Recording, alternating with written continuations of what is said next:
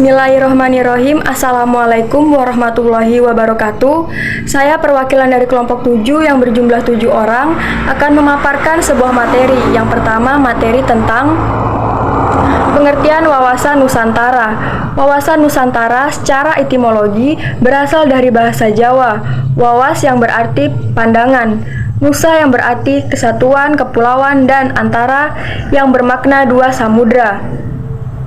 Selanjutnya, jadi pengertian secara umum dari wawasan Nusantara adalah cara pandang atau cara melihat kesatuan kepulauan yang terletak di antara Asia dan Australia, juga dua samudra Hindia dan Pasifik.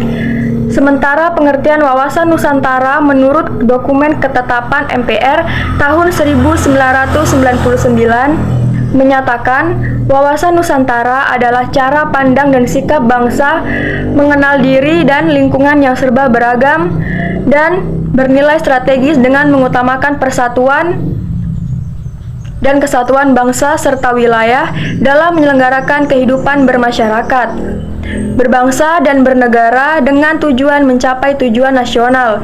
Wawasan Nusantara memiliki dua tujuan utama, di antaranya bangsa Indonesia harus mengamankan dan menjaga kepentingan nasional dalam kehidupan internasionalnya di semua aspek kehidupan, baik politik, ekonomi, sosial budaya maupun pertahanan dan keamanan demi tercapainya tujuan nasional yang tertera dalam Undang-Undang Dasar 1945.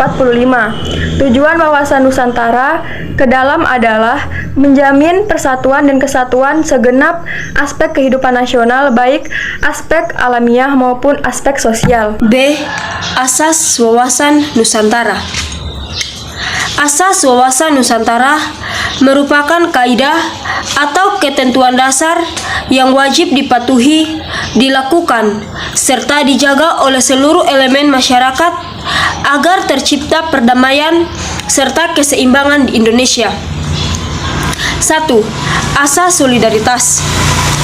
Solidaritas adalah perasaan emosional dan moral yang terbentuk pada hubungan antar individu atau kelompok berdasarkan rasa saling percaya, kesamaan tujuan dan cita-cita, adanya kesetiakawanan dan rasa sepenanggungan.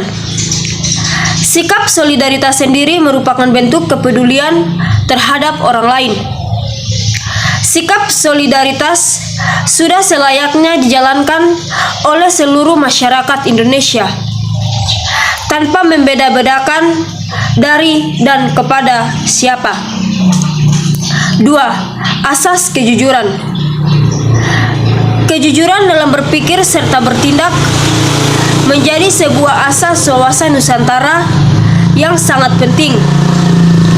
Berani berpikir dan bertindak hanya yang sesuai dengan fakta serta kenyataan wajib dilakukan demi tercapainya kemajuan. Baik, di sini saya akan memaparkan materi mengenai asas kesamaan tujuan, asas keadilan, asas kerjasama. Yang pertama yaitu asas kesamaan tujuan, yang mempunyai tujuan serta kepentingan sama. Sebagai contoh, yaitu di masa kemerdekaan saat semua rakyat Indonesia melakukan berjuang bersama-sama mengusir para penjajah. Kemudian asas keadilan. Seluruh elemen masyarakat mempunyai hak yang sama dalam mendapatkan keadilan dan mewujudkan tujuan serta cita-cita nasional, tidak banyak merugikan pihak tertentu maupun mengutamakan kepentingan kelompok atau golongan sendiri. Nah, hal ini berlaku dalam segala aspek kehidupan bernegara, baik keadilan secara hukum, ekonomi, politik, serta sosial. Selanjutnya, asas kerjasama. Dengan adanya kesadaran pada tujuan serta kepentingan yang sama akan menciptakan kerjasama antar elemen masyarakat. Kerjasama serta koordinasi tersebut dapat dilaksanakan atas dasar kesetaraan agar terciptanya efektivitas dalam mencapai tujuan bersama. Sebab Kebersamaan dan gotong royong ini akan memudahkan serta meringankan suatu pekerjaan, termasuk dalam menghadapi tantangan terhadap implementasi wawasan Nusantara. Sekian materi dari saya. Assalamualaikum warahmatullahi wabarakatuh. Saya Angela Safira, Stambuk A11120098 akan melanjutkan materi tentang implementasi wawasan Nusantara.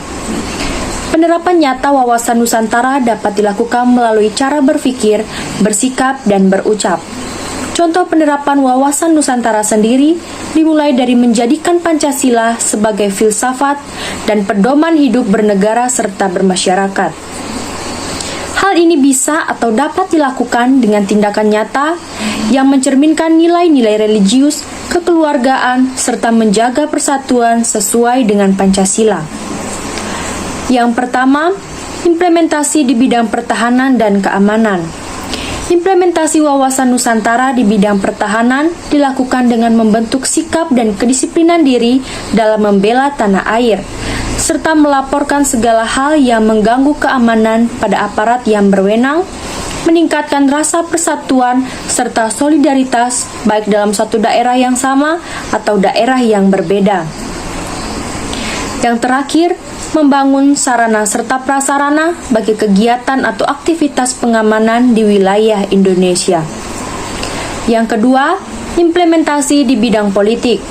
Implementasinya ada dalam pelaksanaan kehidupan berpolitik di Indonesia.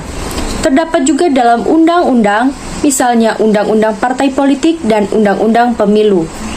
Implementasi wawasan Nusantara di bidang politik juga dimaksudkan untuk menciptakan pemerintahan yang kuat, bersih, dan dapat dipercaya oleh masyarakat. Assalamualaikum warahmatullahi wabarakatuh. Perkenalkan, saya Selvianti, Stambuk A11120070.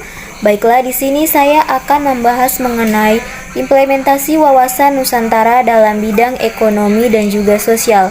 Yang pertama kita bahas adalah bidang ekonomi. Implementasi wawasan Nusantara pada bidang ekonomi ini terletak pada pemanfaatan kekayaan alam dengan tetap menjaga kelestarian lingkungan hidup. Letak geografis dan kekayaan alam Indonesia dapat dimanfaatkan dengan semaksimal mungkin untuk perekonomian negara. Orientasi bidang ekonomi di sektor pemerintahan, industri, serta pertanian. Pembangunan ekonomi yang meningkat dan adil di tiap-tiap daerah sehingga tidak terjadi kemiskinan di suatu daerah tertentu di Indonesia. Otonom daerah diharapkan dapat atau bisa menciptakan segala macam upaya keadilan ekonomi serta partisipasi masyarakat sangat dibutuhkan dalam pembangunan ekonomi.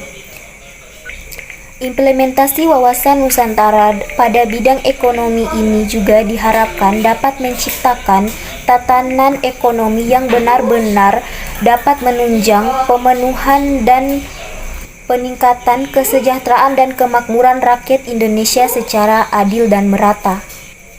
Selanjutnya adalah bidang sosial. Implementasi wawasan Nusantara dalam bidang sosial ini terletak pada saling menghargai dan menghormati perbedaan segala macam perbedaan keberagaman yang ada di tanah air, baik perbedaan agama, ras, suku, bangsa hingga budaya. Terima kasih. Implementasi wawasan Nusantara di era modern. Sementara tantangan yang akan dihadapi dalam implementasi wawasan Nusantara di era modern diantaranya kesadaran warga negara, pandangan Indonesia tentang hak dan kewajiban manusia Indonesia mempunyai kedudukan yang hak dan kewajiban yang sama. Kesadaran bela negara dalam mengisi kemerdekaan perjuangan yang dilakukan adalah perjuangan non-fiksi untuk memerangi keterbelakangan, kemiskinan, kesenjangan sosial, penguasaan iptek, meningkatkan kualitas SDM, memberantas KKN, transparan, dan pemelihara persatuan. 1. Perkembangan pesat teknologi. Perkembangan teknologi serta perkembangan masyarakat global dikatakan dengan dunia tanpa batas yang tentu saja menjadi tantangan tersendiri untuk wawasan Nusantara mengingat perkembangan ini dapat memengaruhi pola pikir, pola sikap, dan pola tindak masyarakat dalam berbangsa dan bernegara. Yang kedua yakni kapitalisme. Kapitalisme merupakan suatu sistem ekonomi yang berdasarkan kepada hak milik swasta atas beragam barang dan kebebasan individu untuk mengadakan perjanjian dengan pihak lain dan berkecimpung dalam aktivitas-aktivitas ekonomi yang dipilihnya sendiri berdasarkan kepentingan sendiri serta mencapai laba untuk dirinya sendiri. Yang ketiga, pemberdayaan masyarakat.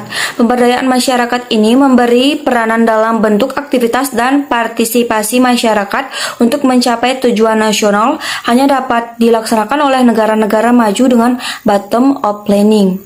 Sedangkan untuk negara berkembang, dengan adanya keterbatasan kualitas SDM atau sumber daya manusia, sehingga diperlukan landasan operasional berupa GBHN. Kondisi nasional atau pembangunan yang tidak merata mengakibatkan keterbelakangan dan hal ini merupakan ancaman bagi integritas. Pemberdayaan masyarakat diperlukan terutama untuk daerah-daerah yang tertinggal. Setiap warga negara sesungguhnya mempunyai hak dan kewajiban yang sama dalam membela negara dan bangsa. Dengan konsep wawasan Nusantara secara geografis, Kepulauan Indonesia merupakan satu kesatuan yang utuh dengan melihat kepada kesatuan politik, ekonomi, sosial budaya, dan hankam atau pertahanan keamanan. Terima kasih. Sekian materi wawasan Nusantara dari kelompok 7, kurang dan lebihnya kami mohon maaf. Terima kasih.